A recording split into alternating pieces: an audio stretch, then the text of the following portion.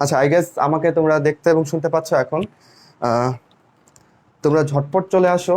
তোমাদের প্রথমে যেই কাজ সেটা হচ্ছে যে সবাইকে হচ্ছে কি বলে, অন্যান্য বন্ধু যারা আছে ওদেরকে একটু জানিয়ে দেওয়া যে আমরা আসে একটা লাইভ ক্লাসে আছি। অলরেডি মনে হয় তোমরা আমার সাথে পরিচিত, তাই না? তবুও যারা নতুন আজকে আছো তাদের সাথে একটু পরিচিত হয়ে নেই। আমার নাম রিজভী তৌহিদ শুভ। আমি বন্দি পাঠশালায় তোমাদের ফিজিক্স ইনস্ট্রাক্টর হিসেবে আছি, এবং মেডিকেলের যে ফিজিক্সের 30টা লেকচার আছে সেই 30টা লেকচার আমি তোমাদেরকে নিব। তো আজকে আমরা সেটার একটা ছোট্ট ঝলক দেখবো, কেমন, ভেক্টর চ্যাপ্টারের উপর। আচ্ছা, আর আমি পড়তেছি ঢাকা মেডিকেল কলেজে ফাইনাল ইয়ারে, 5th ইয়ার যেটাকে বলে। আচ্ছা, তো তোমাদের কি কাজ এখন? আমরা অপেক্ষা করি খানিক সময়, কারণ তোমরা এখন হচ্ছে কি করবা, বন্ধুদেরকে একটু মেনশন করে দিবা এবং আমাদের লাইফটা একটু শেয়ার করে দিবা, কেমন? আচ্ছা, সো তার মধ্যে একটু আমরা গল্প করতে থাকি। সো আমরা ভেক্টর চ্যাপ্টারটা আমরা সবাই কম বেশি পারি। মানে কলেজে ওঠার পর প্রথম এইটাই পড়ি। তো এত সোজা একটা চ্যাপ্টার, এখান থেকে প্রশ্ন আসলে অবশ্যই আমাদের পারা উচিত, কিন্তু কি এক অজানা কারণে পরীক্ষার হলে আমাদেরকে ভূতে ধরে, এবং তখন আমরা এই চ্যাপ্টার থেকে সোজা প্রশ্ন আসলে ভুল করে ফেলি। আজকে আমি তোমাদেরকে দেখাবো যে এই চ্যাপ্টারের মধ্যে কি কি ট্র্যাপ আছে, কি কি ফাঁদ আছে, কোথায় কোথায় তুমি পা পিছলে পড়ে যেতে পারো। আমরা চাই তোমার এই পচা শামুকে পা না কাটুক, ভেক্টর চ্যাপ্টার থেকে আসা প্রশ্ন তুমি ভুল না করো। যদিও তুমি সবই পারো, তবুও আমি হচ্ছে তোমাকে ব্যাপারটা আরেকটু রিক্যাপিচুলেট করে দিতে চাচ্ছি, আরেকটু মনে করিয়ে দিতে চাচ্ছি, ভুল কোথায় হয় সেগুলো ধরিয়ে দিতে চাচ্ছি। এই হচ্ছে আজকে আমাদের ক্লাসের উদ্দেশ্য, কেমন? তো আমি রিজভী তৌহিদ আছি তোমাদের সাথে। ধরো আগামী 1 ঘন্টা থেকে বা 1 ঘন্টা 10 মিনিট এইটুকু হচ্ছে আমাদের ক্লাস ডিউরেশন। আমরা এর মধ্যে ভেক্টর থেকে ইম্পর্টেন্ট ব্যাপারগুলো, যেগুলো কথা না বললেই নয়, সেগুলো নিয়ে কথা বলার চেষ্টা করব। আমরা চেষ্টা করব ভেক্টরের উপর মোটামুটি ভালো একটা আউটলাইন তোমাদেরকে দেওয়ার জন্য। আচ্ছা, সো আমরা যদি শুরু করি পড়ানো, তাহলে কোত্থেকে শুরু করতে হয় দেখো। তোমরা জানো অলরেডি যে ভেক্টর আর স্কেলার রাশির মধ্যে কি পার্থক্য, তাই না? আমার ধরো এই যে দীর্ঘকাল ধরে বাচ্চাদের পড়াই, প্রায় 5 বছর হয়ে যাচ্ছে, সেই ফার্স্ট ইয়ার থেকে পড়াই। তো এত দীর্ঘ সময়ে অনেকের কি বলে, খুব মজার মজার এক্সপিরিয়েন্স হয়েছে। যেমন এমনও হয়েছে, আমি এই বাচ্চাদেরকে জিজ্ঞেস করছি যে তোমরা রাশি কাকে বলে, এটা কি পারো? পরে অনেকে বলছে জি ভাই, রাশি নামে জি বাংলাতে এক সিরিয়াল আছে। হ্যাঁ, এটাও ওরা বলেছে। আচ্ছা, যাই হোক, তো রাশিকে এইভাবে সংজ্ঞায়িত করলে হবে না। রাশি মানে কি আগে জানতে হবে, যেটাকে তুমি পরিমাপ করতে পারবা, তাই না? এবার সেই পরিমাপ্য রাশিটার আবার একটা দিক থাকতে পারে, নাও থাকতে পারে। তো তুমি যদি একটা রাশি হইতা, বলো তোমার কি একটা দিক আছে না? তোমার দিক আছে। আমরা আমরা তোমাকে ভেক্টর বানাই দিচ্ছি কেন? কারণ তোমার দিক কি বলো, ডিএমসির দিকে, তাই না? তুমি ডিএমসির দিকে ছুটে বেড়াচ্ছ, আমাদের টার্গেট হচ্ছে ডিএমসি। তাহলে এই মুহূর্তে যারা আমার সাথে যুক্ত আছে, আমি জানি তোমরাও সবাই, যদি তোমাদের মান থাকতো তাহলে তোমরা ভেক্টর রাশি হয়ে যেতা। কারণ আমাদের দিক আছে, আমাদের দিক হচ্ছে টুয়ার্ডস ডিএমসি, তাই না? আমাদের স্বপ্ন সেইটাই, এবং আমরা স্বপ্ন বাস্তবায়নের লক্ষ্যে আমাদের যা যা করতে হয় সেগুলো করার জন্য আমরা বদ্ধপরিকর। আচ্ছা, তো টপিকে ফিরে আসি। তো প্রথমেই জানতে হবে যে এই চ্যাপ্টার থেকে কোনগুলো স্কেলার রাশি, কোনগুলো ভেক্টর রাশি। এটার জন্য খুব বহুল প্রচলিত আবার একটা ছন্দময় কথা আছে, কেমন? সেটাও তোমরা সবাই জেনে থাকতে পারো। আমি একটু করে বোর্ডে লিখি এবং তারপর আমরা মিলিয়ে নেই, কেমন? আর মেনশন করতে বন্ধুদেরকে এবং শেয়ার করতে কিন্তু তোমরা ভুলবা না। এবং শুধু এই না, আমি পড়ানোর পরে কিন্তু ইয়াসিন ভাই তোমাদের অ্যাসাইনমেন্টের উপরে তোমাদের ক্লাস নেবেন। তো আশা করি যে তোমরা আজকের যে সন্ধ্যাটা এটা আমাদের সাথেই পার করবা। আচ্ছা, ভাইয়া কেন এটাকে সন্ধ্যা বললো, একটু করে ইংলিশও শিখে নেওয়া যেতে পারে, তাই না? দেখো, ধরো তোমার সাথে আমার রাত 12টায় দেখা হলো, তুমি আমাকে কি বলবা? Good night. আল্লাহ আল্লাহ, এটা কখনো বইলো না, তাহলে খুব জঘন্য হবে। দেখো, এইটা মানে ইংরেজি কালচারে প্রথম যখন দেখা হয় তখন আসলে ধরো রাত্রি যখনই হোক, প্রথম রাত্রিবেলায় প্রথম দেখায় আমরা গুড ইভিনিং বলি, বুঝছো? তাহলে সেই হিসেবে এখনো সন্ধে। আর যখন বিদায় নিতে হয় তখন গুড নাইট বলতে হয়। তুমি যদি রাত 8টার সময় আমার কাছ থেকে বিদায় নাও, তুমি গুড নাইট বলতে পারো। এর মানে এই না যে ঘুমানোর আগেই গুড নাইট বলতে হবে, কেমন? বিদায়ের ভাষা গুড নাইট, আর দেখা হলে শুরুতে গুড ইভিনিং। আচ্ছা, এরকম করে টুকটাক আমাদের পড়াশোনার ডানা মেলবে, কখনো কখনো সেটা ফিজিক্স ছাড়িয়ে একটু বায়োলজিতে স্পর্শ করবে, কখনো কেমিস্ট্রিতে, কখনো কিংবা ইংলিশে। আচ্ছা, আমরা এতে মন খারাপ করবো না, আমরা ফিরে আসি। আমরা যেন কি বলতে চাচ্ছিলাম, একটা নেমোনিক। সো যারা পারো না ওদের জন্য এটা একটু ভালো হইতে পারে। তুমি বলবো ভাই আমি অলরেডি চিনি, সব ভেক্টর রাশি চিনি। তবুও দেখো, এখানে তোমাদের কিছু উল্টাপাল্টা হইতে পারে। এটা পড়ানোর পর আমি কিছু প্রশ্ন তোমাদেরকে করব। ইন দ্য মিন টাইম আমি লিখতে লিখতে তুমি কি করবা বলো? লাইভ শেয়ার করবা এবং বন্ধুদেরকে মেনশন করবা, ঠিক আছে? সো আমি নেমোনিকটা লিখতেছি। একটা কাব্যিক লাইন, ভবে সব প্রিয়তম কিসে ভাসে বলো? প্রেমে ভাসে, তাই না? তাহলে ভাসে প্রেমে, এটা দিয়ে তুমি সবগুলো ভেক্টর রাশিকে একসাথে মনে রাখতে পারো। কি কি আছে ভাইয়া এখানে? সো আমি যদি একটু করে বলি, ফর ভরবেগ। দিয়ে আবার ভর ভাবিও না, কেমন? ভর কিন্তু কোনো ভেক্টর রাশি না, একদম কবিরা গুনাহ হয়ে যাবে ভরকে ভেক্টর রাশি বললে। ভর হচ্ছে একটা স্কেলার রাশি, ভরের কোনো দিক নাই। কিন্তু ভাইয়া যদি ওজনের কথা বলে, ওজনের অবশ্যই দিক আছে। এবার কমেন্টে লিখে ফেলো যে ওজনের দিক কোন দিকে, বলো ওজনের দিক কোন দিকে। আল্লাহ, তোমরা অনেকেই আছো আমাদের সাথে, তাই না? আমাদের সাথে তোমরা 500+ মানুষজন আছো, সো দ্যাটস গ্রেট। ওজনের দিক,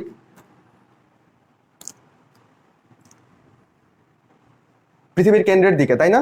তো ওজনের একটা দিক আছে, তাই ভেক্টর রাশি। ভর কোনো ভেক্টর রাশি না, ভ ফর ভরবেগ, ভরবেগ একটা ভেক্টর রাশি। আচ্ছা, বে ফর শুধু বেগ, আর স ফর সরণ। দেখো, সরণ কিন্তু একটা ভেক্টর রাশি, কিন্তু দূরত্ব যদি বলি তাহলে সেটা কিন্তু একটা স্কেলার রাশি। যেমন আমি যদি বলি যে ঢাকা থেকে ময়মনসিং এর দূরত্ব 121 কিলোমিটার বা 119 কিলোমিটার, যাক, সো এইটা হচ্ছে দূরত্ব, এটা একটা স্কেলার রাশি। বাট আমি ময়মনসিংহ থেকে ঢাকা যাচ্ছি, আমার একটা সরণ হচ্ছে ময়মনসিংহ থেকে ঢাকার দিকে, এটা একটা ভেক্টর রাশি। এগুলো তোমরা পারো, আমি জানি। ব ফর বেগ, পি ফর, এইটা দিয়ে মনে রাখতে পারো হচ্ছে পৃষ্ঠটান, পৃষ্ঠটান একটা ভেক্টর রাশি। ও ফর ওজন, আর ত ফর ত্বরণ, এবং ম ফর মন্দন, রাইট? আচ্ছা, এরা সবাই ভেক্টর রাশি। ভা ফর কি মনে রাখবা? ভা ফর হচ্ছে ভ্রামক। এখন অনেক টাইপের ভ্রামক তোমার ফিজিক্স বইয়ে লুকিয়ে আছে, তাই না? তুমি কি কি পড়ছো বলো? তুমি পড়ছো বলের ভ্রামক, তুমি পড়ছো জড়তার ভ্রামক, তুমি পড়ছো হচ্ছে দ্বিমেরু ভ্রামক, তাই না? চৌম্বকের ক্ষেত্রে চৌম্বক ভ্রামক, অনেক টাইপের ভ্রামক পড়ছো। দেখো, মনে রাখবা সব ভ্রামক হচ্ছে ভেক্টর রাশি, এক্সেপ্ট জড়তার ভ্রামক। জড়তার ভ্রামক কিন্তু স্কেলার রাশি।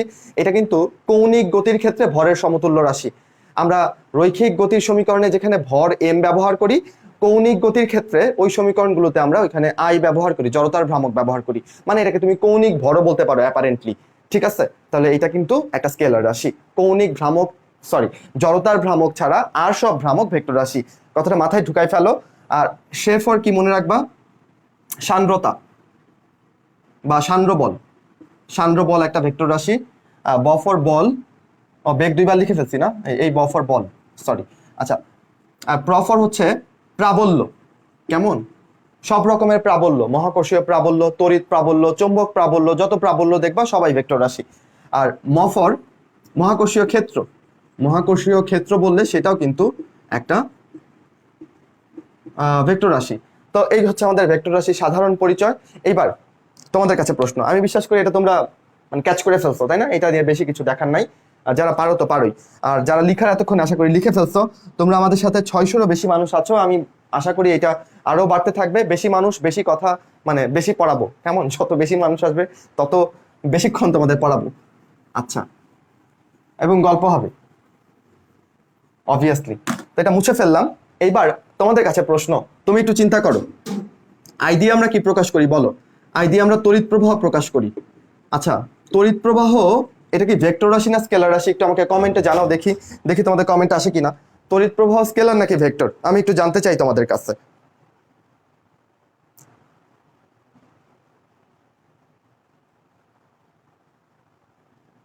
তড়িৎ প্রবাহ যারা স্কেলার বলতেছো দে আর রাইট, যারা ভেক্টর বলতেছো তারা একটু করে ভুল করে ফেলছো। তুমি বলবো কেন ভাই, কেন ভুল করছি? আমি তো ঠিকই বলছি, তড়িৎ প্রবাহের তো দিক আছে, তড়িৎ প্রবাহের তো মানও আছে, তাহলে এটা ভেক্টর হওয়ার কথা।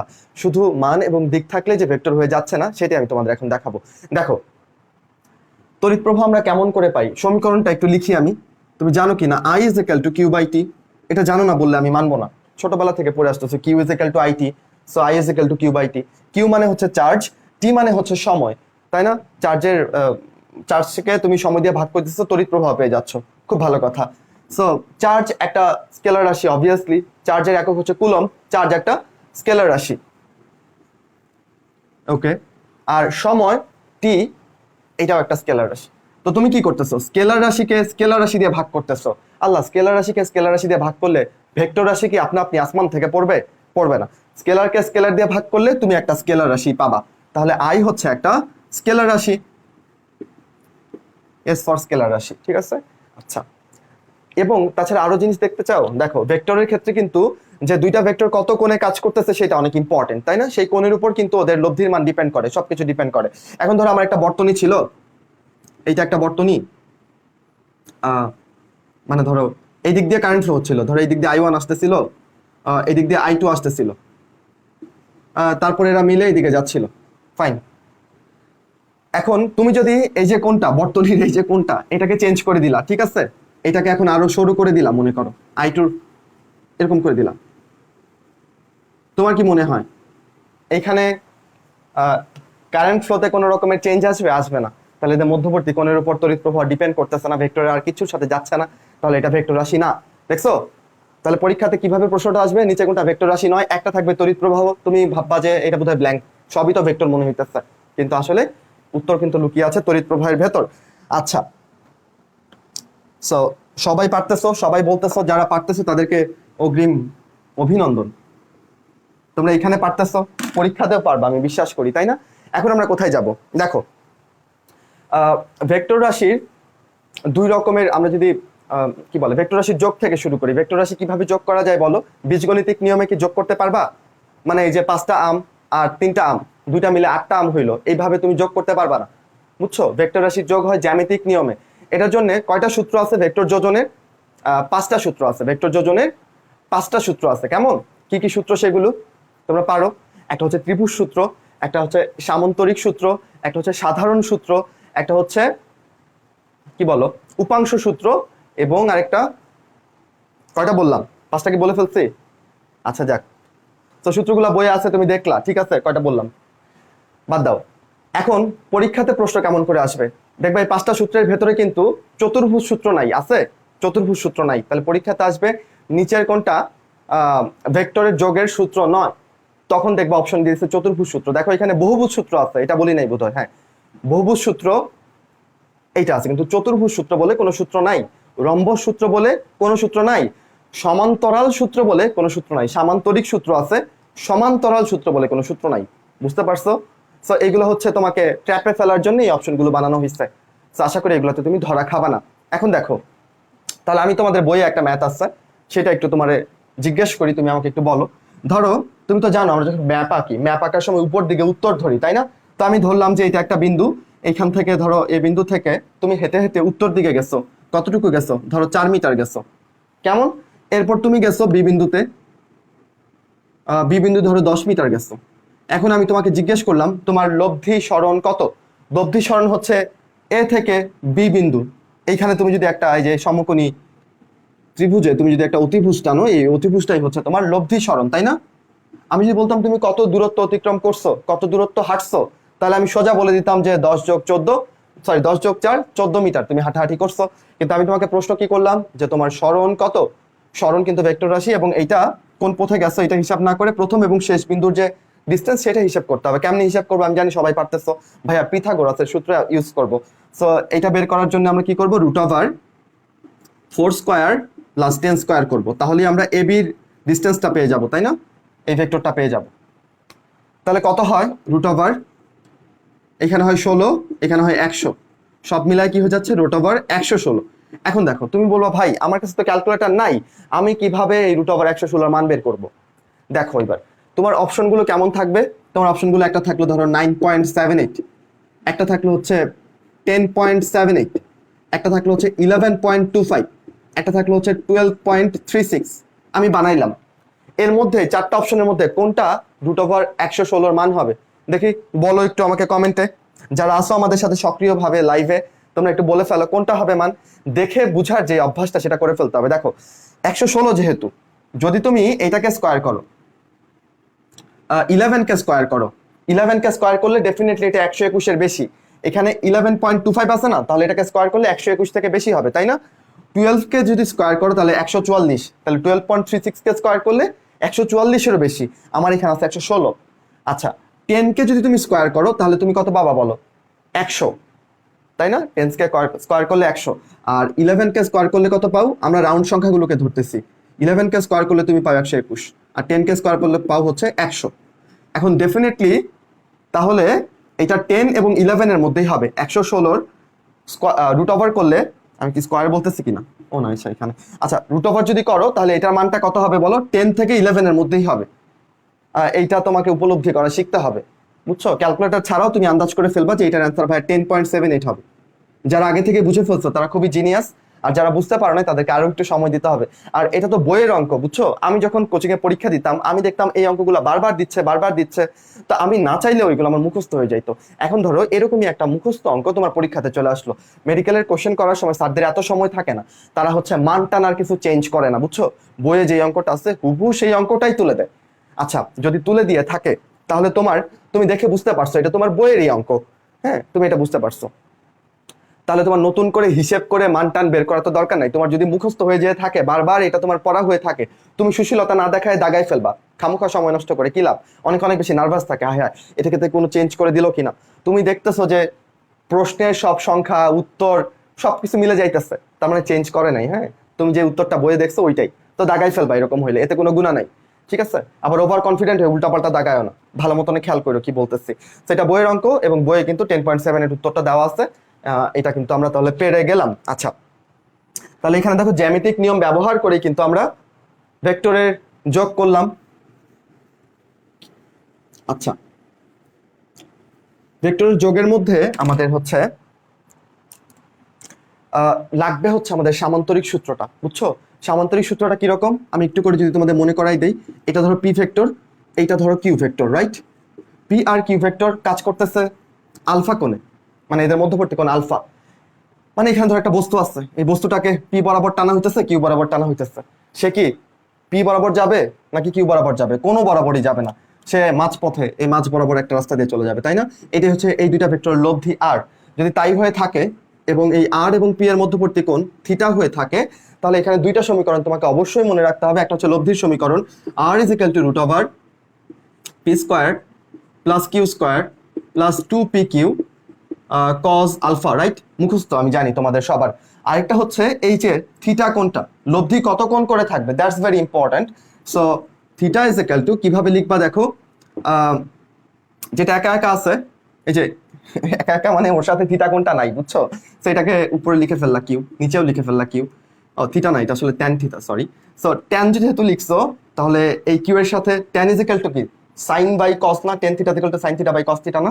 তাহলে উপরে সাইন দাও, মানে সাইন আলফা, আর হচ্ছে কজ আলফা। আলফা কি, পি আর কিউ এর মধ্যবর্তী কোণ। থিটা কি, আর এবং পি এর মধ্যবর্তী কোণ। কোণ নিয়ে গ্যাঞ্জাম করো না, তাহলে কোনো অঙ্ক টঙ্ক কিন্তু মিলবে না, বুঝছো? সো মাথায় রাখো।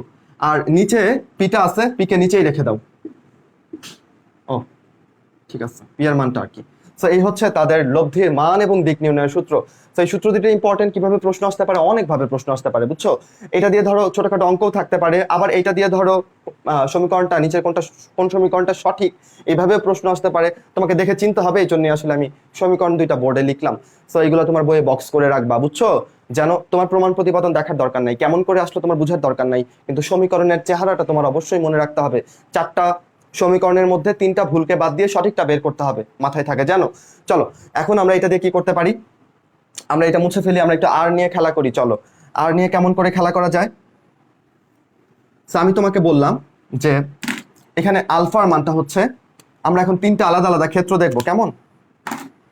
আমরা তোমাকে বললাম যে এখানে আলফার মান 0 ডিগ্রি। দ্যাট মিন সিনারিওটা কিরকম, পি এই বরাবর কাজ করতেছে, কিউ এই বরাবর কাজ করতেছে, তখন তুমি বলবা হচ্ছে তাদের মধ্যবর্তী কোণ 0 ডিগ্রি, তারা সমান্তরাল, তাই না? cos 0 এর মান কত? সাইন আর কজের যে কমন মানগুলো আছে এগুলো যদি না শিখো তাহলে কিন্তু ভেক্টরের কাজ হবে না। আমি জানি সবাই এটা পারো, খালি যেটা হয় অচর্চাজনিত কারণে তুমি এটা ভুলে যাও, তোমার এটা মনে থাকে না। তাহলে এটা খাতায় সুন্দর করে লিখে, ঠিক আছে, একবারে সুন্দর করে মাথায় ঢুকাবা, মেমোরাইজ করবা বা উপলব্ধি করবা, যেন পরীক্ষা হলে হুট করে তুমি এটা ভুলে না যাও, ভুলে গেলে তো সব শেষ।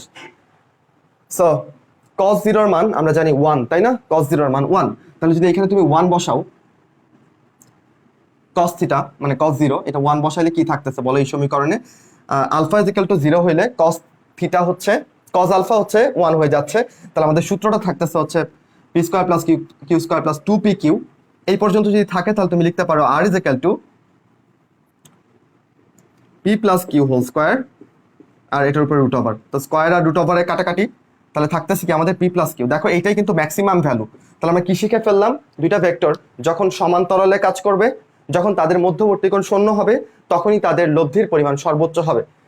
এবং সেই সর্বোচ্চ মানটা কেমন করে পাবো, দুইটা ভেক্টরকে যোগ করে দিয়ে পাবো। মাথায় ঢুকলো? কি বললো ভাইয়া? আবার আবার মনে করো, আমরা সমীকরণে বসায় দেখে পাইছি এই যে আলফার মানটা 0 বসাইছি, পি আর কিউ এর মধ্যবর্তী কোণটা বসায় দেখছি আমরা যে এই সমীকরণে এই রূপটা হইতেছে R is equal to P plus Q, এবং এইটাই হচ্ছে দুইটা ভেক্টর লব্ধির সর্বোচ্চ মান। সর্বনিম্ন মানটা তাহলে ভাই কেমনে পাবো?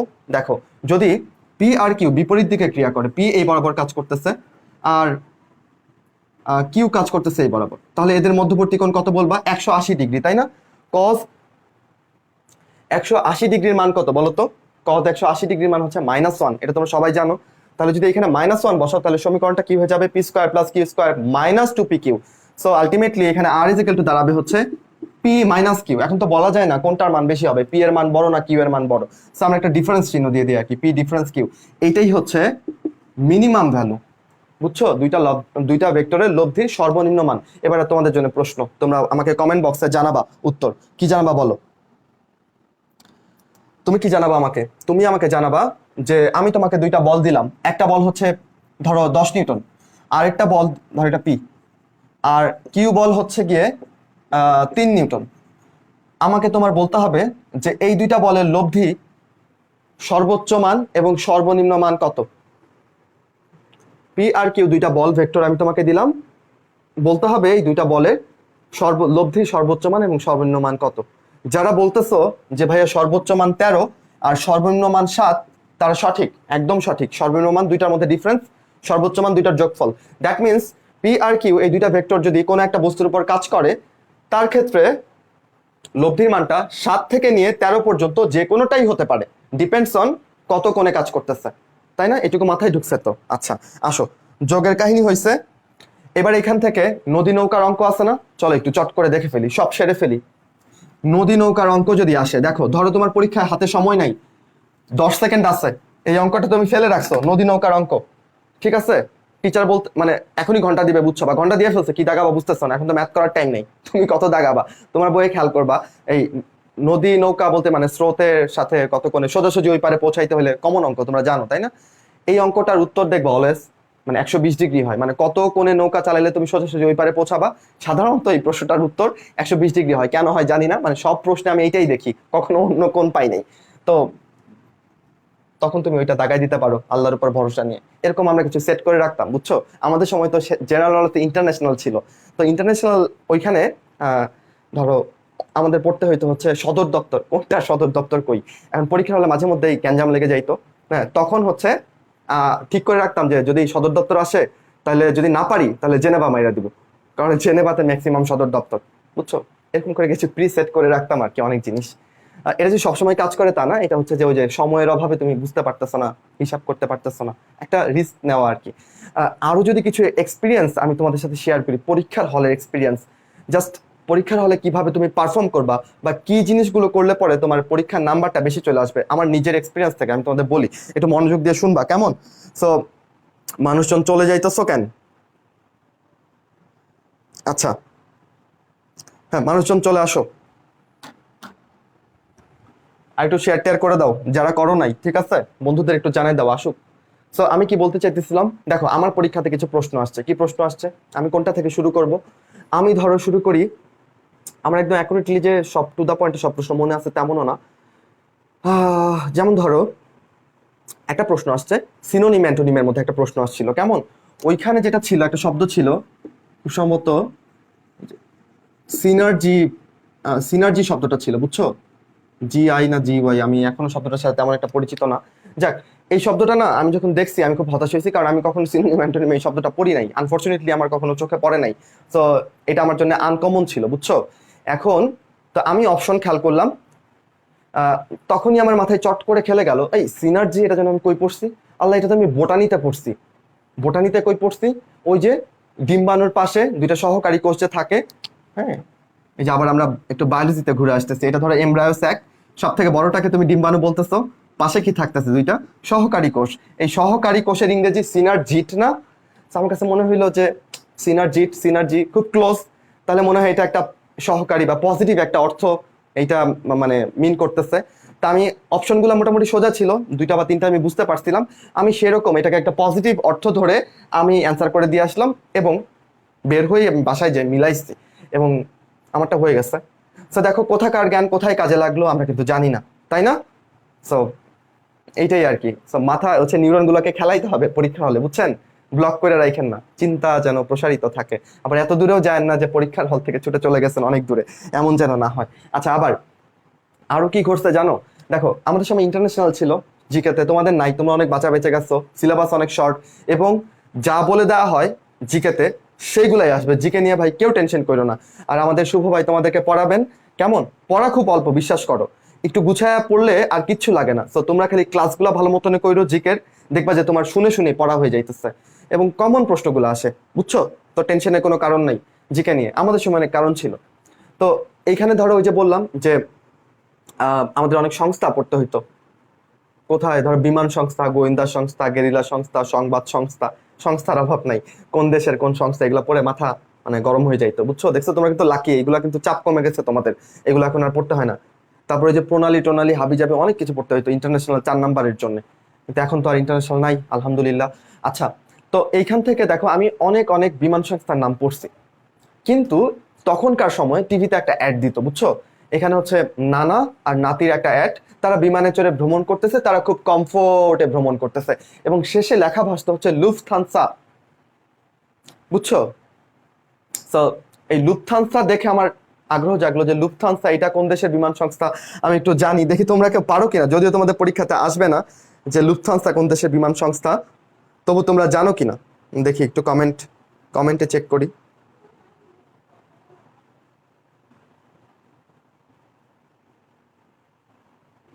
আমার এখানে বোধহয় কমেন্টগুলো একটু দেরিতে আসে, তাই না?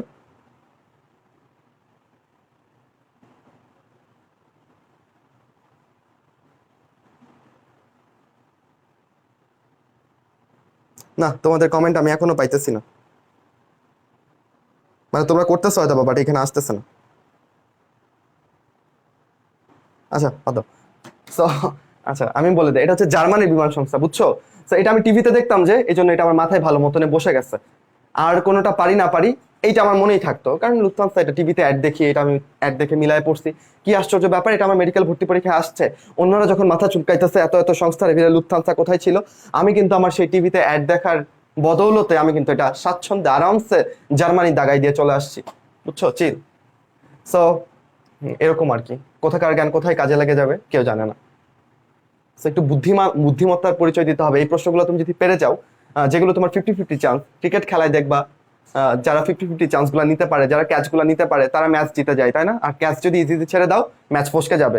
একইভাবে মেডিকেল ভর্তি পরীক্ষায় সোজা সোজা প্রশ্নগুলো তো তোমাকে পারতেই হবে, এটা না পারলে তো তোমার মানে হবেই না, ওটা সবাই পারতেছে, তুমি সোজাগুলো ভুল করলে তো নিচে তলানিতে পড়ে যাইতেছো, তুমি সোজাগুলো তো পারতেই হবে, যেগুলোতে তোমার 50-50 চান্স যে এইটা তোমার পারা উচিত আবার তোমার মনেও পড়তেছে, এই টাইপের জিনিসপত্র, ওইগুলো যদি তুমি পেরে আসতে পারো, একটু বুদ্ধি খাটায় বা কোনোভাবে মনে করে যদি পেরে আসতে পারো, তাহলে কিন্তু মানে তোমার নাম্বারটা বেড়ে যাবে, বুঝছো? আর এই 1-2 নাম্বার কিন্তু আমাদের জন্য অনেক ইম্পর্টেন্ট, কারণ 0.25 এর জন্য অনেকে চান্স পায় না। আচ্ছা, সো এই আর কি বেসিক, আর অনেক গল্প আছে, আস্তে ধীরে করবো না, আসো তার আগে আমরা হচ্ছে বলতেছিলাম এগুলো মুছে ফেলি। এই যে এখন আসতেছে জার্মানি। আচ্ছা, সো কি বলছি, নদী নৌকার অঙ্ক, তাই না? সো ধরো এইটা আমাদের নদী, কি নদী? ধরো এটা ব্রহ্মপুত্র নদী, নদী না তো নদ, কেমন? আমার বাড়ির পাশের নদ। আচ্ছা, সো এই নদে এখন স্রোত আছে, কেমন? ধরলাম এই বরাবর স্রোত, স্রোতকে ধরো তুমি পি ভেক্টর দিয়ে ডিটারমাইন করলা, আমি তোমাকে বলছি তাহলে স্রোত এই বরাবর থেকে এই বরাবর যাচ্ছে, এগুলো হচ্ছে স্রোত, কেমন? কালো রঙের গুলো। আচ্ছা, আমি তোমাকে বলছি তুমি এই বিন্দুতে দাঁড়ায় আসো, এই বিন্দুতে ধরো দাঁড়ায় আসো, আমি বলছি ঠিক সোজাসুজি তোমাকে বি বিন্দুতে যাইতে হবে, তাহলে বলো তোমার লব্ধিটা কি হইতে হবে? এই বরাবর হইতে হবে, এই বরাবর আর হইতে হবে। একটা ভেক্টর পি এইদিকে কাজ করতেছে, আর তুমি যে নৌকা চালাবা বা তুমি যে সাঁতরাবা, সেই দিকটা কোন দিকে হইতে হবে? সেই দিকটা তুমি যদি এই দিক বরাবর সাঁতরা, বলো স্রোতের ধাক্কাতে, স্রোত তো এই বরাবর তোমাকে ধাক্কা দিবে, তাই না? তুমি আরো তুমি এইখানে যে পৌঁছাবা, হবে হবে না, তাহলে তোমাকে কোন দিক বরাবর সাঁতরাইতে হবে বলো? তোমাকে এই বরাবর সাঁতরাইতে হবে, তাই না? তাহলে এই পাশ থেকে স্রোতের ধাক্কাতে তুমি হচ্ছে আলটিমেটলি এই বি বিন্দুতে সোজাসুজি যে পৌঁছাবা। সো এইখানে আমাদের লব্ধি হচ্ছে আর, এই যে আর আমরা দেখতে পাচ্ছি, পি এর সাথে এই লব্ধির কোণটা কত বলো? এই যে এই কোণটা, পি এর সাথে এই লব্ধির কোণটা কত? 90 ডিগ্রি না? এটাকে কি আমরা আলফা দিয়ে ডিটেক্ট করছিলাম নাকি হচ্ছে থিটা দিয়ে? আমরা এটাকে থিটা দিয়ে ডিটেক্ট করছিলাম, তো থিটার মানটা তোমাকে দেওয়া আছে, তাই না? আমি বলে দিচ্ছি, আমি জানতে চাইছি তোমার কাছে যে এই কোণটা কত হবে? পি আর এটা ধরো কিউ, তোমার যে তুমি যে নৌকা চালাবা সেই ভেক্টরটা হচ্ছে কিউ ভেক্টর, আর নদীর স্রোতটা হচ্ছে পি ভেক্টর বরাবর। আমি তোমার কাছে জানতে চাইছি যে বড় কালো রঙের আলফা কোণটা কত হবে, তাই না? এখন এটা তুমি ওই যে তোমার বইয়ের মতো নিয়মে করতে পারো, আমি এটা কেমনে করি দেখো। নর্মালি কেমন দেওয়া থাকে আমি তোমাকে বলি, স্রোতের বেগ পি ইজিক্যাল টু দেওয়া থাকবে ধরো 3 মিটার পার সেকেন্ড বা ধরো কিলোমিটার পার আওয়ার, কিছু একটা দেওয়া থাকলো, সেটা তোমার মাথা ব্যথার কোনো কারণ নাই। তোমার নিজের নৌকার বেগ সেটা দেওয়া থাকবে ধরো 6 মিটার/সেকেন্ড, ধরো এটা দেওয়া। খুব ভালো কথা। তুমি কি করে ফেলবা? তুমি ডিরেক্ট লিখে ফেলবা। কেমনে লিখে ফেলবা বলো? সূত্রটা হচ্ছে cos alpha, is equal to minus দিবা একটা সূত্রে, উপরে রাখবা হচ্ছে ধরো তোমার নৌকাটা সাবমেরিন হয়ে গেছে, ঠিক আছে, স্রোতের নিচ দিয়ে যাইতেছে, তাছাড়া নৌকাতে দন্তন্য আছে, তাহলে এটাকে নিচে রাখবা। তাহলে নৌকার বেগ কোথায়? নিচে। আর উপরে দিবা কার বেগ? স্রোতের বেগ। এই টাইপের অঙ্ক আসলে তুমি ডিরেক্ট এখানে চলে যাবা। Cos alpha is equal to minus, উপরে স্রোতের বেগ, নিচে হচ্ছে নৌকার বেগ। আগে এত হিসাব নিকাশ করে এই পর্যন্ত আসার কোনো দরকার নেই, তুমি জানো অলওয়েজ এটাই হবে। তো আমাকে বলো, আমি স্রোতের বেগ কত দিছি বলো? আমি স্রোতের বেগ দিচ্ছি হচ্ছে 3, তাই না? তাহলে এখানে 3 বসাই, এখানে 6 বসাই, কত দাঁড়াচ্ছে? -1/2 না? সো আলফার মান কত হলে পরে cos alpha is equal to -1/2 হবে? আমি জানি তোমরা সবাই বলে ফেলবে, আগেই ভাইয়া বলে দিচ্ছে যে এটার উত্তর 120ই হবে। তাহলে এখানে আলফা ইজ ইকুয়াল টু দাঁড়াচ্ছে 120। তাহলে এইভাবে সহজেই আমরা এই অঙ্কগুলো সলভ করে ফেলবো। দেন আরো একটা অঙ্ক আছে, সেটা হচ্ছে যে বৃষ্টি পড়লে ছাতা তুমি কেমনে ধরবা, তাই না? আচ্ছা, এটার ক্ষেত্রেও অনেক কাহিনী করে থিওরিটিক্যালি অঙ্ক করা যায়, বাট আমরা অত থিওরিটিক্যালি যাব না। দেখো আমরা এটা কেমনে সলভ করব, ছাতা ধরার অঙ্ক কেমনে সলভ করব। তোমরা বলো ভাই এত অঙ্ক, একটু দেখাই দিচ্ছি, যেগুলো শর্ট নিয়মে ছোট্ট অঙ্ক সেগুলো তোমাকে দেখাই দিচ্ছি। দেখো, সো যদি তোমাকে বলে দেয় তোমার ব্যাগ, তুমি হেঁটে যাচ্ছ মনে করো 4, বা তুমি সাইকেলে যাচ্ছ 4 মিটার/সেকেন্ড বেগে, তোমার বেগ, আর বৃষ্টির বেগ 6 মিটার/সেকেন্ড। কেমন? এবার তোমাকে বলছে তোমাকে ছাতা কতক্ষণে ধরতে হবে। এই প্রশ্নটা আসলে তুমি ডিরেক্ট এভাবে লিখে ফেলবা, tan θ ইজ ইকুয়াল টু, সবার উপরে মানুষ সত্য তাহার উপরে নাই, তাই না? তাহলে উপরে কার বেগ দিবা? মানুষের বেগ, মানে তোমার বেগ। তো তোমার বেগ এখানে কত? 4। বৃষ্টির বেগ কত? নিচে বৃষ্টির বেগ রাখবা 6। So tan θ is equal to 4/6। এখন তোমরা আমাকে বলবা যে তাহলে থিটার মানটা কি দাঁড়াচ্ছে? θ is equal to tan inverse 4/6। এই ভ্যালু কি তুমি বের করতে পারবা? থিটার ভ্যালুটা কত ডিগ্রি বের করতে পারবা না। আমিও পারতাম না, ক্যালকুলেটর ছাড়া তো এটা বের করা যায় না। কিন্তু কি অদ্ভুত ব্যাপার, কোচিং এর পরীক্ষায় না খালি এটা দিত, তা আমার খুব প্যারা লাগতো। 2-1বার ভুল করছি আমি, পরে বুঝতে পারলাম যে না, এইটা মুখস্থ না করলে আর রেহাই হইতেছে না। তারপর কি করলাম, এটা যে বইয়ের ম্যাথ, তারপর দেখলাম বইয়ে এটার অ্যান্সার লেখা হচ্ছে, এটা আসে হচ্ছে 33.7 ডিগ্রি কোণে এই ছাতাটা ধরতে হবে। তো আমি এটা মেমোরাইজ করে নিলাম, সেই যে মেমোরাইজ করছি এখনো মনে আছে। তো যদি বইয়ের অঙ্ক এরকম হুবহু দিয়ে দেয়, তখন এটা ধরো, আমি বিশ্বাস করি যে মেডিকেলের অপশনগুলোতে এ পর্যন্তই রেখে দিবে। অপশনগুলো এরকম থাকবে, tan ইনভার্স 4/6, tan ইনভার্স 6/4, এরকম হাবিজাবি থাকবে। বাট এই যে ভাইয়া যেগুলো বলে দিবে, তাই না, আমি যখন তোমাদেরকে টোটালি পড়াবো, আমার কাছে যেগুলো মনে হবে যে না এটা একটু করে মুখস্থ করে রাখলে তোমার জন্য সুবিধা হবে, আমি সেই ম্যাথগুলো বলে দিব। তুমি একটু চুপি সারে, কাউকে বলবা না, হ্যাঁ, বললে কিন্তু গুনাহ হবে, হ্যাঁ, কেউকে জানায় না। আমরা জানি যে মুখস্থ করলে প্রতিভা ধ্বংস হয়, কিন্তু কিচ্ছু করার নাই। সময়ের হিসাব ঠিক রাখতে যে আমরা এই টাইপের ম্যাথগুলো একটু মুখস্থ করে ফেলবো, কারণ এটা বইয়ের ম্যাথ। কিন্তু আবার কি টাইপের আসতে পারে, ধরো এখানে একটু সুন্দর করে দিয়ে দিল তোমার বেগ হচ্ছে 5 মিটার/সেকেন্ড, বৃষ্টির বেগও 5 মিটার/সেকেন্ড, তখন কিন্তু আর তোমার মুখস্থ করতে হইতেছে না। তখন তোমার বেগে তুমি 5 বসাইতেছো, বৃষ্টির বেগে 5 বসাইতেছো, tan θ ইজ ইকুয়াল টু কি আসতেছে? 1 আসতেছে। আমাকে বলে ফেলো থিটার মান কত হইলে tan θ ইজ ইকুয়াল টু 1 আসবে? পারবা? পারা উচিত। আচ্ছা দেখো, tan θ মান ভুলে গেলে কিন্তু তুমি টেনশন করো না। তুমি যদি সাইন আর কজের মানগুলো মনে রাখতে পারো, তাহলে কিন্তু tan θ মান তোমার কাছে কোনো প্যারাই না, তাই না? কারণ তুমি জানো tan θ is equal to sin θ by cos θ। So ধরো তোমাকে আমি tan 90 মান বের করতে বললাম। So tan 90 is equal to what? তুমি জানো sin 90 মান কত বলো? sin 90 মান হচ্ছে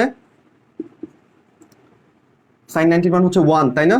cos 90 মান কত? 0। তার মানে কি দাঁড়াচ্ছে? ইনফিনিটি। দেখো আমি যদি নাও জানতাম tan 90 মান ইনফিনিটি, আমি কিন্তু এখানে এভাবে বের করে ফেলতে পারতাম। এগুলো হচ্ছে বিপদের বন্ধু। কনসেপশন ক্লিয়ার থাকলে এক ওয়েতে হচ্ছে না, তোমার মস্তিষ্ক অন্যভাবে চিন্তা করতে পারবে। খালি যদি মুখস্থ করো তাহলে কিন্তু তোমার ওয়ান ওয়ে, বুঝছো? অন্য দিক থেকে চিন্তা করার আর কোনো সুযোগ নাই। আসো তাহলে যদি এখানে 5, এটা মুছে ফেলি, তাহলে আমার থিটা ইজ ইকুয়াল টু কি হইতো তখন বলো? থিটা ইজ ইকুয়াল টু তখন হইতো 45 ডিগ্রি, কারণ tan 45 ডিগ্রির মান হচ্ছে 1। সো এই ম্যাথগুলো আমরা পারলাম। তারপরে আসো আরো কয়েকটা ম্যাথ তোমাদেরকে একটু দেখাবো, যেগুলো শুধুমাত্র মেডিকেলে না, ভার্সিটির জন্য উপকৃত হইতে পারো তোমরা, ঠিক আছে? ভার্সিটিতেও ক্যালকুলেটর নেই, সেখানেও টিচাররা প্রশ্ন করার সময় সেই বিবেচনা রাখে যে বাচ্চারা হাতে সলভ করবে, বুঝছো? তো তুমি কি করবে এখন? বন্ধুদের জানাও, ভার্সিটিতে যারা পড়তে চায়, ভার্সিটির জন্য যারা প্রিপারেশন নিচ্ছে ওদেরকেও জানাইতে পারো। কারণ আমরা এখানে এখন ম্যাথ দেখতেছি, তাই না?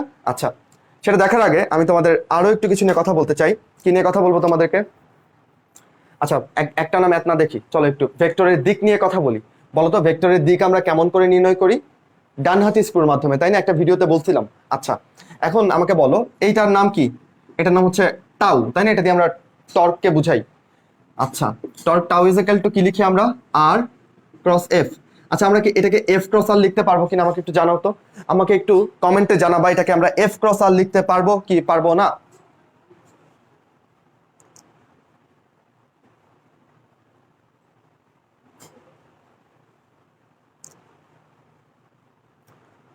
তোমাদের আসে না, কি বলে, কমেন্ট আসে না। আচ্ছা, tau is equal to R cross F, এটাকে তুমি এফ ক্রস আর লিখতে পারবা না। কেন পারবা না রে ভাই? চলো আমরা দেখি। আমাকে আগে একটু বলে নাও যে ভেক্টর গুণন, তাই না? ভেক্টর গুণনের আরেক নাম কি বলো? ক্রস গুণন। আচ্ছা, এইখানে যে রাশিটা তুমি পাবা সেটা একটা কি রাশি বলো? সেটা একটা ভেক্টর রাশি। স্কেলার গুণন বা ডট গুণন করে তুমি যে রাশিটা পাবা সেটা একটা স্কেলার রাশি। এটা আমরা পারি না? অবশ্যই পারি। আচ্ছা, উদাহরণ দেন তো ভাইয়া একটা। যেমন আমরা তো এইখানেই দিলাম, তাই না? আর একটা ভেক্টর মনে করো, এটা একটা আর ভেক্টর, আর ধরো এটা একটা এফ ভেক্টর, ঠিক আছে? আর আর এফ ভেক্টর, এদের মধ্যে তুমি ক্রস গুণন করছো। ক্রস গুণন করে তুমি কি পাইছো বলো? টর্ক পাইছো। সেটাও কিন্তু ভেক্টর রাশি, তাই না? সেটাও ভেক্টর রাশি। খুব ভালো কথা। এটা হচ্ছে বলের ভ্রামক বলি আমরা বাংলাতে। খুব ভালো কথা। আবার একটা স্কেলার গুণফলের উদাহরণ দেন দেখি। যেমন ধরো এফ ডট এস, এখানে আমরা স্কেলার গুণ করছি বা ডট গুণ করছি, কি পাবো আমরা বলো? কাজ পাবো। এইটার উপরে কি তীর চিহ্ন দিব রে ভাই বলো? না, এটার উপর তীর চিহ্ন দেওয়া যাবে না, কারণ কাজ একটা স্কেলার রাশি। সই আর কি। দেখো, স্কেলার গুণফলের প্রোডাক্টটা হচ্ছে স্কেলার, ভেক্টর গুণফলের প্রোডাক্টটা হচ্ছে ভেক্টর, তাই না? এখন এই টর্ক টাওয়ের দিকটা কোন দিকে হবে সেটা যদি আমরা একটু বিবেচনা করি, দেখো আর ক্রস এফ, তাহলে তুমি আর থেকে এফ এর দিকে স্ক্রুটাকে ঘোরাবা। আর থেকে এফ এর দিকে যদি ঘোরাও তাহলে এটা কি ডান হাতে স্ক্রু দিয়ে ঘোরাও। একটু হাতে কল্পনা করো একটা স্ক্রু আছে। আচ্ছা, ধরো এই যে এটা একটা স্ক্রু তোমার, কেমন? এটাকে তুমি ক্লকওয়াইজ ঘোরাবা। আর থেকে এফ দেখো ক্লকওয়াইজ আছে, তাই না? আর থেকে এফ, তাহলে ক্লকওয়াইজ ঘোরাও। স্ক্রুটা কি টাইট হবে নাকি খুলে যাবে? টাইট হইতেছে, দেখো। তাহলে স্ক্রু এর গতিটা কি নিচের দিকে না? তাহলে আর ক্রস এফ যদি লিখি তাহলে এইটার দিকটা হবে এইদিকে। আর ক্রস এফ, এইটার দিকটা হবে নিচের দিকে। খুব ভালো কথা। এখন যে আমি এফ ক্রস আর বলছি সেটার দিকটা তুমি একটু নির্ণয় করো। এফ ক্রস আর, এফ থেকে আর এর দিকে একটু ঘুরাও তুমি স্ক্রুটাকে। হাতে স্ক্রু নাও। স্ক্রু ঘুরাইছো জীবনে আমি জানি প্রচুর, এবার একটু কল্পনাতে ঘুরাও। আচ্ছা, নিছো? এবার এফ থেকে আর এর দিকে এন্টি ক্লকওয়াইজ ঘুরাও। আমি এই যে কলমের হেড ঘুরাইতেছি, দেখো এই যে খুলে গেল। মানে কি এটা উপর দিকে উঠতেছে। এন্টি ক্লকওয়াইজ ঘুরাইলেই এটা উপর দিকে উঠতেছে। তাহলে এফ ক্রস আর এর দিক কোন দিকে হবে ভাই বলেন আপনারা? এই দিক হবে না? So this is our F cross R. দেখেন, আপনি যদিও বলেন যে আর ক্রস এফ আর এফ ক্রস আর এর মান সমান, আমি মেনে নিতে রাজি, কিন্তু এদের দিকটা তো সমান না। তাই আপনি এটাকে ইকুয়াল দিয়ে লিখতে পারবেন না। লিখতে হলে কি লিখতে হবে বলেন? সামনে একটা মাইনাস দিয়ে লিখতে হবে। So tau is equal to R cross F, এটা যেমন লেখা যায়, তুমি এফ ক্রস আর লিখতে পারো। এটা মুছে দিই, দাঁড়াও। তুমি এফ ক্রস আর অবশ্যই লিখতে পারো। কি করতে হবে? জাস্ট সামনে একটা মাইনাস দিতে হবে। এই মাইনাসটা কি মিন করতেছে? এই মাইনাসটা মিন করতেছে যে এইটা হচ্ছে ঠিক আর ক্রস এফ এর বিপরীত দিকে কাজ করতেছে। মাইনাস দিয়ে আমরা বিপরীত দিক বুঝাইছি। ক্লিয়ার না এটা? সো এই পড়া থেকে আমরা কি সিদ্ধান্তে আসতে পারি? আমরা সেই সিদ্ধান্তে আসতে পারি যে ভেক্টর গুণন বিনিময় সূত্র মানে না। আপনার বইয়ে একটা সূত্র আছে, বিনিময় সূত্র, বুঝছেন? এই যে যদি R cross F is equal to F cross R হইতো তাহলে আমি বলতাম যে বিনিময় সূত্র মানে, কিন্তু সেটা তো লেখা যাচ্ছে না, আমাকে সামনে মাইনাস দিয়ে লিখতে হচ্ছে। তাহলে ভেক্টর গুণন বিনিময় সূত্র মানে না। তাহলে কি ভাই স্কেলার গুণন মানে? হ্যাঁ মানে তো। স্কেলার গুণন মানে, স্কেলার গুণন তুমি যদি এটা ধরো, তুমি যদি এটার স্কেলার গুণন করতা, মানে ধরো আর ডট এফ, তাহলে এটাকে তুমি অবশ্যই এফ ডট আর লিখতে পারতা। কেন? কারণ এদের দিকের জটিলতা নাই। স্কেলার গুণফল করলে তুমি যে রাশি পাবা সেটাও স্কেলার, তাই না? তাহলে এইটার হচ্ছে দিক জড়িত কোনো জটিলতা নাই, তুমি এভাবে লিখতে পারতা। বাট ভেক্টর গুণ করে কখনোই লিখতে পারবা না। লিখতে হলে কি করতে হবে? সামনে একটা মাইনাস চিহ্ন দিতে হবে। এইটুকু শেষ। দেখি এবার কতটুক বুঝছো। ধরো এটা হচ্ছে ফ্যান, ওকে। আমার সামনে এটা ধরো ফ্যান, ঠিক আছে? এটাকে ফ্যান হিসেবে কল্পনা করো। সিলিং ফ্যান, ওকে। এই সিলিং ফ্যানটা, এই মার্কারের সিলিং ফ্যানটা, আচ্ছা, এইটা কেমন করে ঘুরবে, ক্লকওয়াইজ নাকি অ্যান্টি ক্লকওয়াইজ বলো তো দেখি। আর একটু ক্লু দিয়ে দেই, বাতাস তো নিচের দিকে যাচ্ছে তাই না? এবার একটু বিবেচনা করো, এটা কি তোমার এইভাবে মাথা উঁচু করে দেখো না, তাহলে হচ্ছে উল্টাপাল্টা বুঝবা। তুমি আই লেভেল থেকে দেখো, চোখের লেভেল থেকে দেখো, এটা কি ক্লকওয়াইজ ঘুরবে নাকি অ্যান্টি ক্লকওয়াইজ ঘুরবে দেখি, একটু বলো, একটু বলো দেখি, ক্লকওয়াইজ নাকি অ্যান্টি ক্লকওয়াইজ।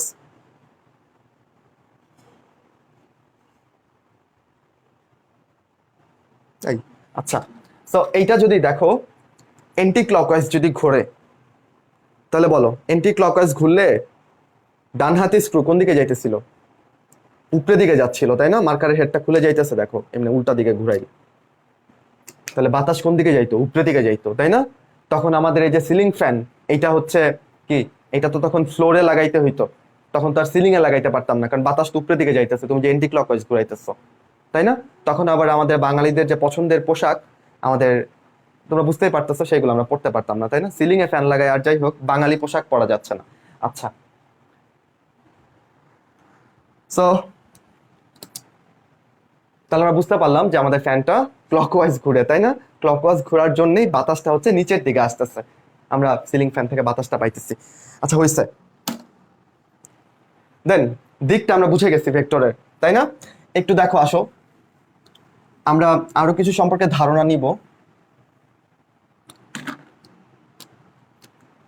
কি সম্পর্কে ধারণা নিব? একক ভেক্টর সম্পর্কে একটু ধারণা নিব, তারপর তাদের ক্রস গুণন ডট গুণন কেমন হয় সেটা দেখবো, আর আর দুই একটা ম্যাথ দেখে মোটামুটি আমাদের পড়া ইতি টেনে ফেলবো। হ্যাঁ, তারপর একটু গল্প করে তোমাদের টাটা বাই বাই, না টাটা বাই বাই না, ইয়াসিন ভাই আসতেছে, থাকতে হবে। আচ্ছা, কি যেন বললাম আমি, রাইট, একক ভেক্টর। একক ভেক্টর তোমরা জানো, I J K, I cap J cap K cap, এগুলো একক ভেক্টর। এইটা কেন ভাই, এটা কেন নিয়ে আসছি আমরা? একক ভেক্টর কেন দরকার? একক ভেক্টর দরকার সেই জন্যেই, এটা হচ্ছে একটা দিক মিন করে, বুঝছো? ধরো তুমি তো ত্রিমাত্রিক স্থানাঙ্ক ব্যবস্থায় আছো তাই না?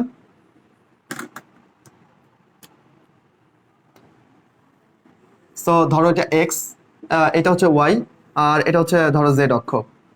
সো এই ত্রিমাত্রিক স্থানাঙ্ক ব্যবস্থায় এক্স বরাবর তুমি একটা একক ভেক্টর নিয়ে নিছো 5i ক্যাপ, ওয়াই বরাবর ধরো J I cap, J cap নিয়ে নিছো, এটাকে ভালো কথা। এখন আমি তোমাকে বললাম যে একটা গাড়ির গতি v is equal two 5i cap, তার মানে তুমি বুঝে নিবা যে এই গতিটা, এই বেগটা এক্স অক্ষ বরাবর 5 একক। কিছু বুঝছো? এই আই দিয়ে কিন্তু আমি বুঝে নিলাম এর দিক। তাহলে একক ভেক্টরটা ব্যবহার করা হয় বেসিক্যালি দিকটা ভালো মতন বোঝানোর জন্য, ক্লিয়ার? আর এটা যদি একটা মান থাকতো, ধরো এটার মান যদি ধরো 2 হইতো, একক ভেক্টরের মান হচ্ছে 1, এক না হয়ে যদি 2 হইতো। অর্ণবের একটা গান আছে না, যে লাল না হয়ে নীল হলো কেন? আচ্ছা ওইরকম এক না হয়ে যদি 2 হয়ে যেত আয়ের মান, তাহলে দেখো এ কিন্তু এই রাশিটার মানই চেঞ্জ করে দিত তাই না? 5 দুগুণে 10 হয়ে যেত। আর এখানে তুমি আই গুণ করছো, সেটার মান হচ্ছে 1, তো মেইন রাশিটার মানের কোনো চেঞ্জ হইতেছে না তাই না? তাহলে একক ভেক্টর দিয়ে আমরা দিকটা চিনতে পারতেছি। একক ভেক্টর আমরা কিভাবে খুঁজে পেতে পারি? ভি ইজ ইকুয়াল টু আমরা লিখছি হচ্ছে ভি এর মান ছিল 5 তাই না, ইনটু লিখছি হচ্ছে আমরা একক ভেক্টর। একক ভেক্টরকে যদি আমরা, দাঁড়াও একটু মুছে দেই, একক ভেক্টরকে যদি আমরা এই যে এটা দিয়ে প্রকাশ করি, তাহলে আমরা কি লিখতে পারি? একক vector is equal to V vector divided by হচ্ছে তার মান। এগুলো তো অবশ্যই জানতে হবে, যে কোনো ভেক্টরকে তার মান দিয়ে ভাগ করে দিলে পরে কি পাই? আমরা একক ভেক্টর পাই। আচ্ছা, এবার আই জে কে এর মধ্যে আমরা কি ঘটাবো বলো তো? ডট গুণন আর ক্রস গুণন ঘটাবো। চলো চটপট দেখে ফেলি, বলে ফেলো তোমরা পারলে। ভাইয়ের সাথে সাথে পুরোনো পড়াটা একটু ঝালাই করে নাও। আই ডট আই, আচ্ছা ডট গুণন করলে পরে কেমন হয় আগে একটু এটা বলে নেই। যেমন ধরো এ ডট বি, কি লিখবা তুমি? A B cos theta, right? A B cos theta, theta হচ্ছে এ আর বি এর মধ্যবর্তী কোণ। আর যদি বলি এ ক্রস বি, দেন তুমি কি লিখবা? A B sine theta. আচ্ছা, এখানে এ আর বি আকারে আছে হচ্ছে আই এবং আই। ভালো কথা, এদের মান কত বলো? আই এর মান 1, যেহেতু একক ভেক্টর, এটার মানও 1। আর এদের মধ্যবর্তী কোণ কত? এটা একটা আই, এটা হচ্ছে আরেকটা আই। বলো মধ্যবর্তী কোণ কত? 0 ডিগ্রি না? সমান্তরাল না দুইটা? তাহলে cos 0 এর মান কত? 1, তাহলে এটা 1। তাহলে আমি কি পাইতেছি বলো? I dot I is equal two 1 পাইতেছি না? একইভাবে তুমি জে ডট জে, কে ডট কে, এগুলো সবই হচ্ছে 1 পেয়ে যাবা। কিন্তু তুমি যদি আই ডট জে করো, বলো আই আর জে এর মধ্যবর্তী কোণ কত? আই আর জে এর মধ্যবর্তী কোণ বলে ফেলো আমাকে 90। তো এবার মান বসাও, আই এর মান 1, জে এর মান 1, আর cos 90 এর মান 0। তাহলে এটা কি হয়ে যাচ্ছে বলো রে ভাই? এটা 0 হয়ে যাচ্ছে। একক ভেক্টরের একই জাতীয় রাশির ডট গুণনে দেখো আমরা মান পাচ্ছি 1, ভিন্ন ভিন্ন একক ভেক্টরের মধ্যে ডট গুণন করে আমরা মান পাচ্ছি 0। কাহিনী শেষ। এবার যাব ক্রস গুণনে। ওকে, যারা আসো অনেক ধন্যবাদ, এতক্ষণ ধৈর্য ধরে শুনতেছো, স্ক্রিনের দিকে তাকায় আসছো। I am so glad to you. আমি কি বল, হেই তোমরা আসো বাচ্চারা? সমস্যা তোমার না, সমস্যা আমার একটু হয়েছিল। আবার চলে আসো। হ্যাঁ, যারা চলে গেছো ফিরে আসো। পজ না, ভাইয়া আসছে, শুনতে পাও কিনা জানাও। যান্ত্রিক গোলযোগ।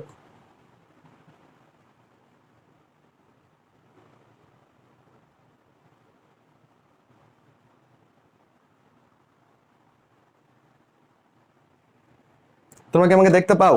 আমি একটু কনফার্ম হয়ে তারপর পড়ানো শুরু করতেছি, দাঁড়াও।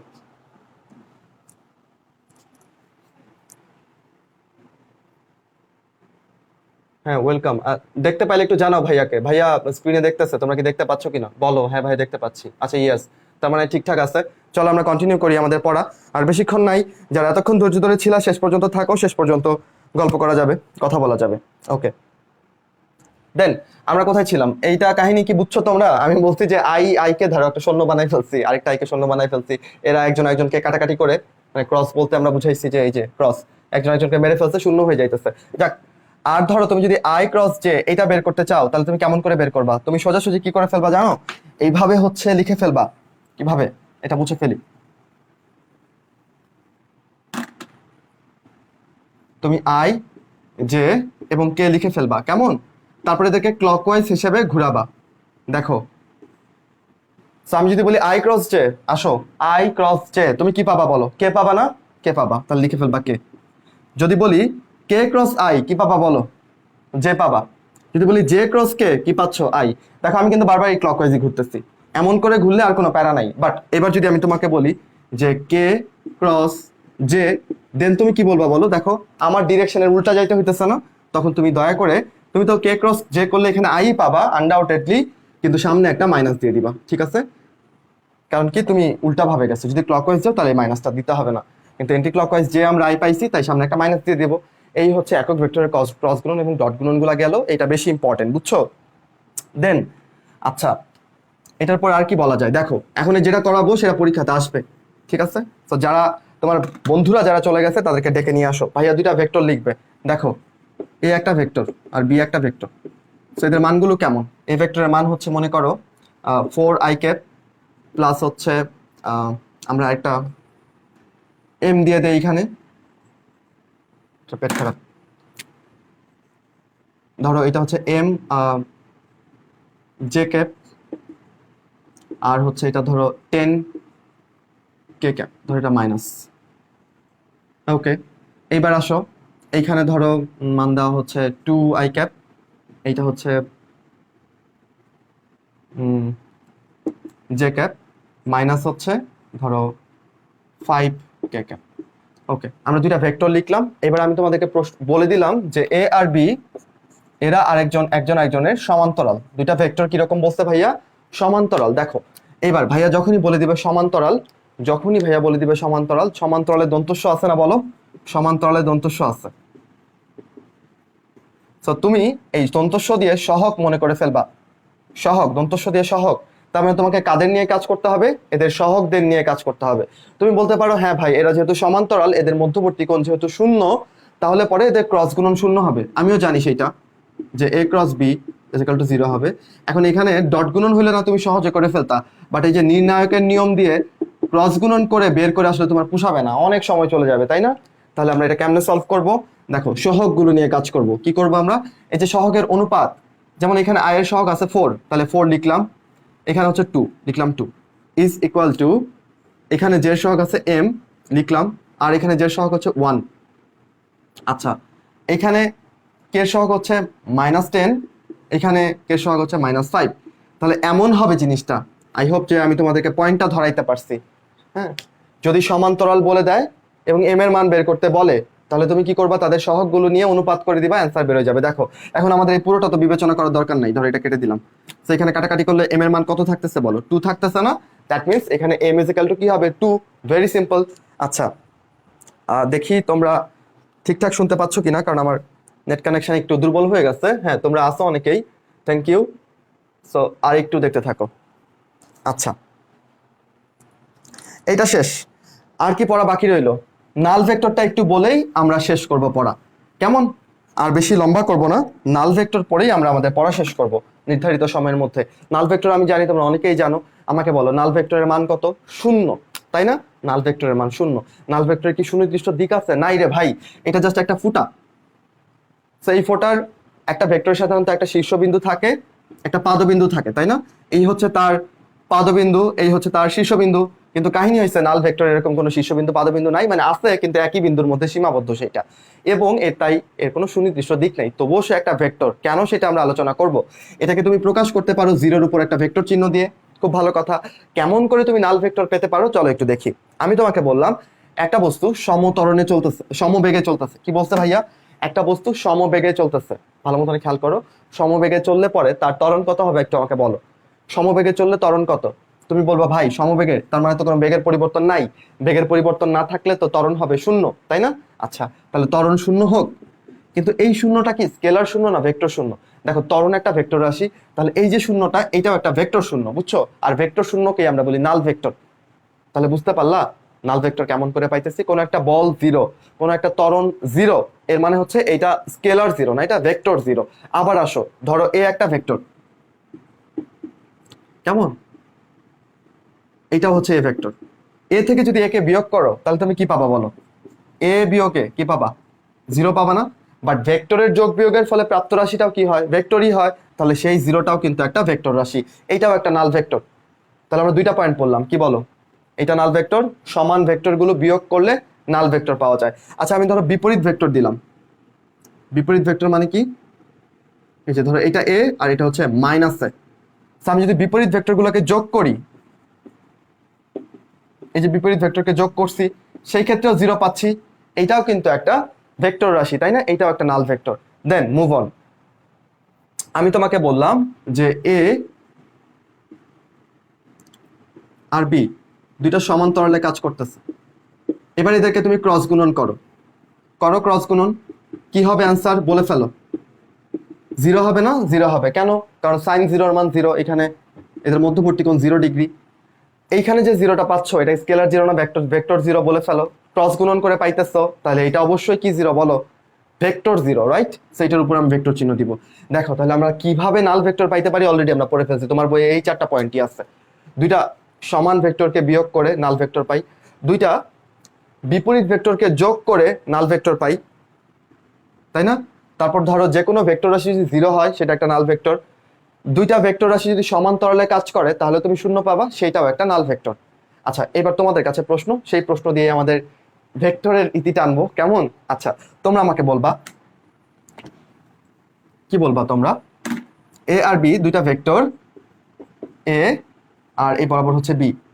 তোমরা আমাকে বলবা যে এদের ডট গুণন করলাম আমরা, মনে করো এ ডট বি করলাম, করে তো জিরো পাবো, কেন না? কারণ এখানে 90 ডিগ্রি, কস 90-র মান জিরো, তাই না? জিরো পাইলাম। আচ্ছা, এই জিরোটা কি একটা স্কেলার জিরো নাকি ভেক্টর জিরো? আমি একটু জাস্ট আমার মোবাইলে চেক করে আসবো, দেখি কি বলতেছো তোমরা। এই জিরোটা কি স্কেলার জিরো না ভেক্টর জিরো?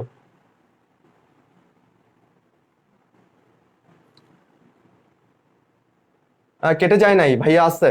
আমি জাস্ট আপনাদের কমেন্ট চেক করতে আসছি। হ্যাঁ, ম্যাক্সিমামই বলতেছো এটা ভেক্টর জিরো, এবং সবাই ধরা খাইছো, তার মানে ভাইয়ার পয়েন্টটা তোমরা ধরতে পারো নাই। ভাইয়ার পয়েন্টটা তোমরা ধরতে পারো নাই।